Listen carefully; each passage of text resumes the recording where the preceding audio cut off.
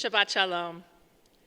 As we begin the secular new year, we may find ourselves asking, who should I be? When we review last year's answer to that question, we may find that had we set goals that we had actually reached, we would be beginning this year quite differently. By now, we would be super fit, uber health nuts, who get at least 8 hours of sleep each and every night, who have published award-winning books, who are superstars at work, and who still have all the time in the world to nurture our close relationships and cultivate many new friendships. Clearly, we could not have achieved all of this, so maybe, as the secular new year is upon us once again, instead of asking, who should I be in this coming year, we could ask, how can I better be with myself? The self I am now. Not the one I want to be, but who I am in each moment. Rabbi Levi Yitzchak of Berdichev saw a man racing across the market square. In one hand, he clutched a tattered briefcase. The other hand was clamped on top of his head, holding down his hat to keep it from flying off his head.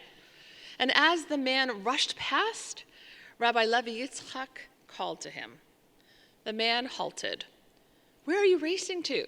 the rabbi asked. The racing man was clearly annoyed. He didn't want to waste time talking to the rabbi. He answered, "I am earning my living, running after my livelihood.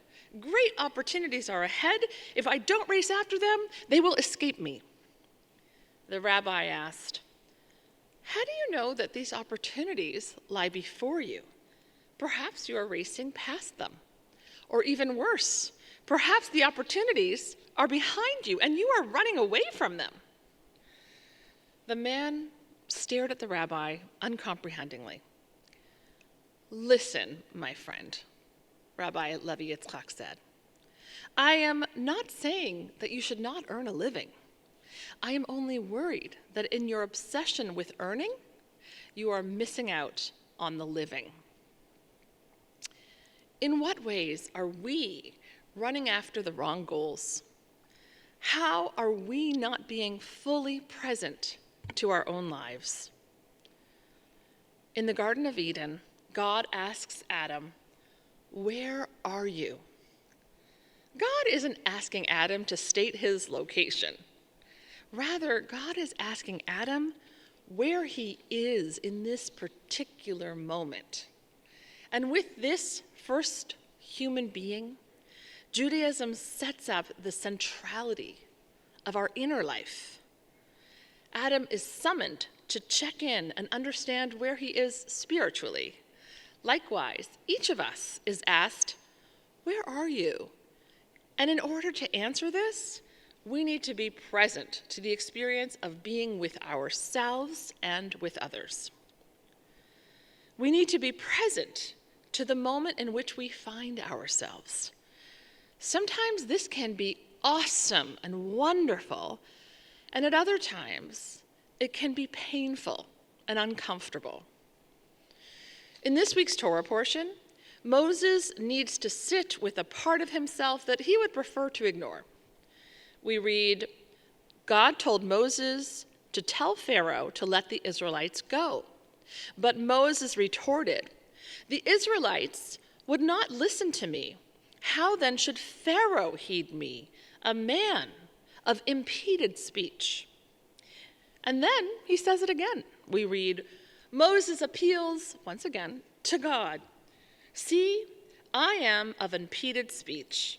How then should Pharaoh heed me?" In following God's call, Moses has to confront parts of himself that he clearly did not like. We all have parts of ourselves that we try to run away from or try to ignore. And in certain moments, it's much easier to follow distractions of an imagined future than to sit in the present and accept ourselves as we are. The Jewish answer to "where are you?" is Hineni, here I am. I'm right here. I'm right in the zone where the compass of my heart is pointing. I am following my spiritual path. A Hasidic story. When Zusia was an old man, he said to his disciples, "After I die and I go to the heavenly courts to be judged, they will not say to me up there, 'Zusia, why weren't you Moses?' Instead, they will say to me, 'Zusia, it was fully in your power to have been Zusia. So why weren't you Zusia?'" Let this be the year of learning to be with ourselves. Let this be a time of self-acceptance and growth in which we bear witness to who we actually are. And from this place of self-acceptance, may we enter the new year feeling blessed. Shabbat Shalom.